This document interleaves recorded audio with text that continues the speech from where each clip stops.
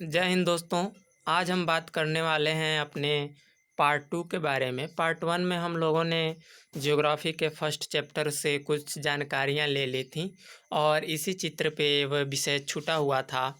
तो चलिए इस टॉपिक को हम उठाते हैं। यहाँ पर हम देखते हैं कि एक मानचित्र यानी कि एक चित्र दिया हुआ है सौरमंडल का। ये जो भी चित्र हैं ये सब सौरमंडल के हैं और इसमें हमने कहा था कि हम यह भी जानेंगे कि हम बैठे हुए हैं और पृथ्वी एक सेकंड में कितना किलोमीटर चल दे रही है। तो चलिए देखते हैं इसके बारे में। हम जानते हैं कि सौरमंडल का जो मुखिया होता है वह सूर्य होता है। वह सूर्य होता है। सूर्य के सबसे निकटतम जो ग्रह है वह बुध ग्रह है, जो सूर्य से इसकी दूरी 58 मिलियन किलोमीटर है। यानी कि 1 मिलियन इक्वल टू होता है 10 लाख। यहाँ पर दे दिया गया है 1 मिलियन इक्वल टू होता है 10 लाख।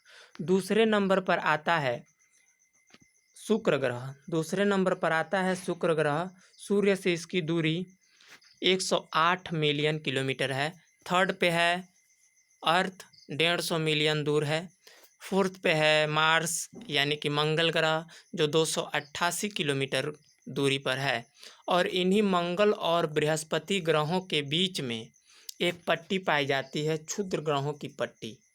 ये जो पट्टी हम देख रहे हैं वाइट वाइट, ये सभी पिंड हैं, ये क्षुद्र ग्रह हैं।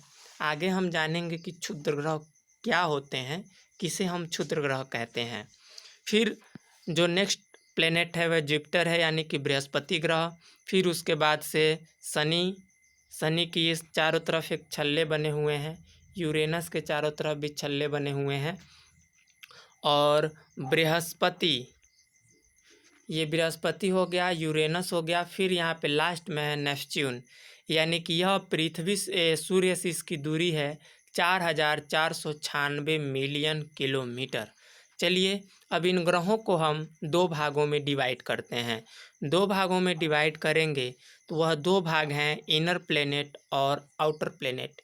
इनर प्लेनेट में क्षुद्र ग्रह के पहले वाले जितने भी ग्रह हैं वे इनर प्लेनेट में आ जाते हैं और क्षुद्र ग्रह के जितने भी आउटसाइड वाले ग्रह हैं वह आउटर प्लेनेट में आ जाते हैं। यानी कि जुपिटर, शनि, यूरेनस और नेपच्यून, ये सभी ग्रह आउटर प्लेनेट में हैं।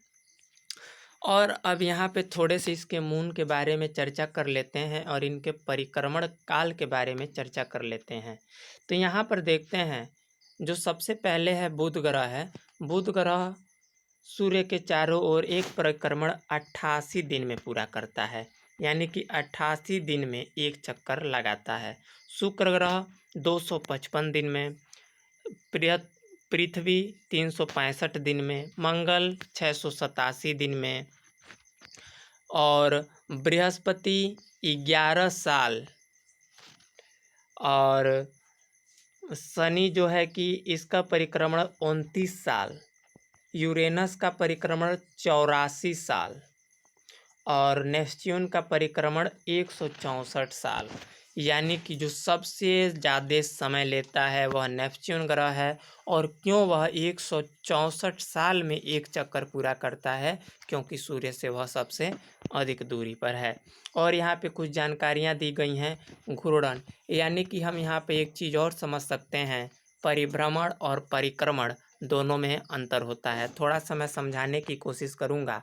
जैसे यह एक प्लेनेट है, यह अपने अक्ष पे घूम रहा है और सूर्य की चक्कर लगा रहा है, तो यह इसका परिक्रमण काल कहलाएगा। परिभ्रमण या घूर्णन वे गति होती है जब जैसे यह पृथ्वी है, पृथ्वी अपने ही अक्ष पे घूम रही है, जिसके वजह से दिन और रात हो रहा है, वह उसका घूर्णन या परिभ्रमण कहलाएगा। चलिए अब हम आगे की तरफ चलते हैं। आगे की तरफ आसमान में दिखने वाला जो चंद्रमा है वह एक उपग्रह है। उपग्रह उसे कहते हैं जो ग्रहों का चक्कर लगाए, उसे उपग्रह कहते हैं। ग्रह उसे कहते हैं जो सूर्य का चक्कर लगाए। ग्रह के पास अपनी ऊष्मा और अपनी प्रकाश नहीं होती है। तारा उसे कहते हैं जिसके पास अपनी हीट लाइट होती है, यानी जिसके पास अपना प्रकाश, अपनी ऊष्मा होती है, जो चमकदार होता है, उसे हम तारा कहते हैं। चलिए अब जानते हैं, यहाँ पे कोष्टक में दिया हुआ है कि क्या आप जानते हैं पौराणिक रोमन कहानियों में सोल सूर्य देवता को कहा जाता था। सोल सूर्य देवता को। सौर शब्द का अर्थ है सूर्य से संबंधित, इसलिए सूर्य के परिवार को सौरमंडल यानी कि सोलर सिस्टम कहा जाता है। सौर शब्द का उपयोग करते हुए और अधिक शब्दों को लिखें, यानी कि सौर ऊर्जा, सौर परिवार, सौर मंडल, ये सभी शब्द लिखे जा सकते हैं सौर शब्द से। सौरमंडल के बारे में समझते हैं। सौरमंडल सूर्य, 8 ग्रह, उपग्रह तथा कुछ अन्य खगोलीय पिंड जैसे क्षुद्र ग्रह एवं उल्का पिंड मिलकर सौरमंडल का निर्माण करते हैं। उसे हम सौर परिवार के नाम देते हैं, जिसका मुखिया सूर्य होता है। जिसका जो मेन मुखिया होता है वह कौन होता है? सूर्य होता है। तो चलिए सूर्य के बारे में समझते हैं। सूर्य सौरमंडल के केंद्र में स्थित है। यह बिल्कुल चमकदार है और बहुत बड़ा है एवं अत्यधिक गर्म गैसों से बना है। इसका खिंचाव बल इससे सौरमंडल को बांधे रखता है। सूर्य सौरमंडल के लिए प्रकाश एवं ऊष्मा का एकमात्र स्रोत है, लेकिन हम इसकी अत्यधिक तेज ऊष्मा को महसूस नहीं करते हैं, क्योंकि सबसे नज़दीक का तारा होने के बावजूद यह हमसे बहुत दूर है। यह पृथ्वी से लगभग 15 करोड़ किलोमीटर दूर है। हमने एक बात यहाँ पे नहीं बताई थी। हम बैठे हुए हैं और पृथ्वी 1 सेकेंड में इसका परिक्रमण काल 29 किलोमीटर पर सेकेंड है। 29 किलोमीटर पर सेकेंड। 1 सेकेंड में 29 किलोमीटर पृथ्वी सूर्य का चक्कर लगाने के लिए घूम देती है। शब्द की उत्पत्ति देखते हैं, यहाँ पे थोड़ा सा ब्रैकेट्स में है। ऐसे बहुत से शब्द जिनका उपयोग हम एक भाषा में करते हैं, अक्सर वे दूसरी भाषा से लिए गए हो सकते हैं। उदाहरण के लिए जियोग्राफी एक अंग्रेजी शब्द है। ज्योग्राफी जो है एक अंग्रेजी शब्द है, और यह ग्रीक भाषा से लिया गया है, जिसका अर्थ होता है पृथ्वी का विवरण। इसका अर्थ होता है पृथ्वी का विवरण। यह 2 ग्रीक शब्दों से मिलकर बना हुआ है। जी शब्द का अर्थ होता है पृथ्वी और ग्राफिया शब्द का अर्थ होता है लिखना। आइए पृथ्वी से संबंधित और अधिक जानकारी लें, जैसे जियोलॉजी, लॉजी पृथ्वी का अध्ययन, मेट्रो पृथ्वी का मापन, जियोइड पृथ्वी के आकार के अनुरूप। ठीक, अब देखते हैं ग्रह के बारे में। सौरमंडल में 8 ग्रह हैं। सूर्य से दूरी के अनुसार वे बुध ग्रह, शुक्र ग्रह, पृथ्वी ग्रह, मंगल ग्रह, बृहस्पति ग्रह, शनि ग्रह, यूरेनस ग्रह, नेपच्यून ग्रह। और इन ग्रहों को याद करने का यहाँ पे एक ट्रिक बताया गया है, यानी कि my very efficient mother just served us nuts, यानी कि एम से मरकरी, वी से वेनस, ई से Earth, Mars, Jupiter, Saturn, Uranus, Neptune. चलिए आगे देखते हैं। सौरमंडल के सभी 8 ग्रह एक निश्चित पथ पर सूर्य का चक्कर लगाते हैं, जिसे दीर्घवृत्ताकार पथ कहते हैं। ये रास्ते दीर्घवृत्ताकार में फैले हुए हैं, ये कक्षा कहलाते हैं। इनका नाम क्या है? कक्षा। बुध सूर्य के सबसे नज़दीक है। अपनी कक्षा में सूर्य के चारों ओर एक चक्कर लगाने में इसे केवल 88 दिन लगते हैं, और जो सबसे लास्ट में नेपच्यून ग्रह है, उसको सूर्य का चक्कर लगाने में 164 साल लग जाते हैं। सूर्य को पृथ्वी का जुड़वा ग्रह माना जाता है, और यह भी कहा जाता है कि पृथ्वी की बहन किस ग्रह को कहा जाता है, तो वह आंसर होता है शुक्र ग्रह। क्यों? क्योंकि इसका आकार एवं आकृति लगभग पृथ्वी के ही समान है, लेकिन यहाँ पर शुक्र का जो मोशन है, गति है, वह अलग है, और पृथ्वी की जो गति है वह अलग है अपने अक्ष पर। पृथ्वी जो है एंटी क्लॉकवाइज घूमती है, यानी कि एंटी क्लॉकवाइज बता दें, यानी कि इस तरह से पृथ्वी घूमती है, और शुक्र जो है क्लॉकवाइज घूमता है, यानी कि इस तरह से, और पृथ्वी जो है इस तरह से, यानी कि यह एंटी क्लॉकवाइज अर्थ और शुक्र क्लॉकवाइज घूमता है। शुक्र जो है कि सूर्य से दूसरे नंबर पर आता है, पृथ्वी जो है कि सूर्य से तीसरे नंबर की प्लेनेट सौरमंडल में है।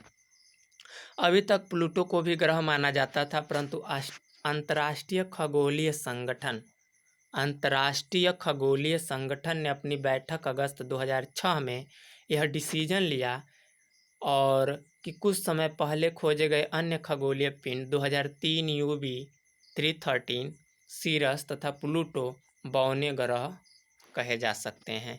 यानी कि यह बहुत छोटे थे, बहुत दूर थे, इनको सूर्य का चक्कर लगाने में काफ़ी वक्त लगता था। और एक बात और कि यह अपने कक्षा में न चल करके कभी नेपच्यून के कक्षा में आ जाते थे, कभी अपने कक्षा में चलते थे, इसलिए इसे बौने ग्रह में छांट दिया गया।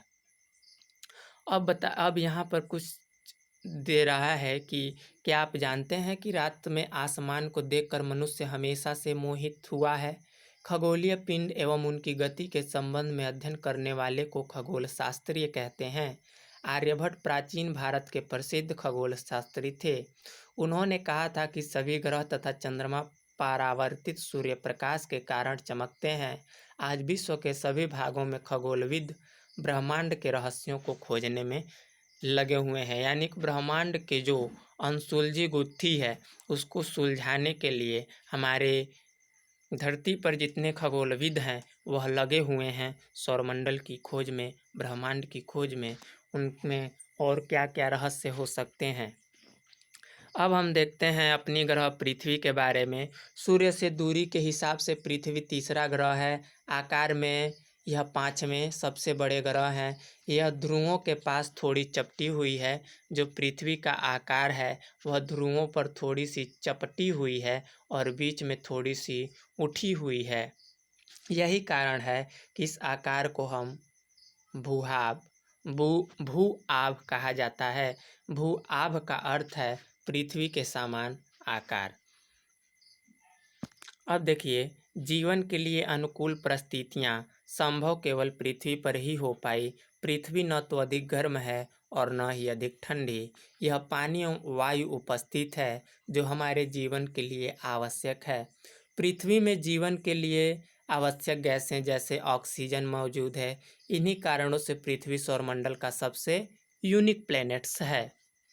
क्या आप जानते हैं कि प्रकाश की गति लगभग 3 लाख किलोमीटर प्रति सेकंड है। इस गति के बावजूद सूर्य के प्रकाश को पृथ्वी तक पहुंचने में 8 मिनट का समय लग जाता है।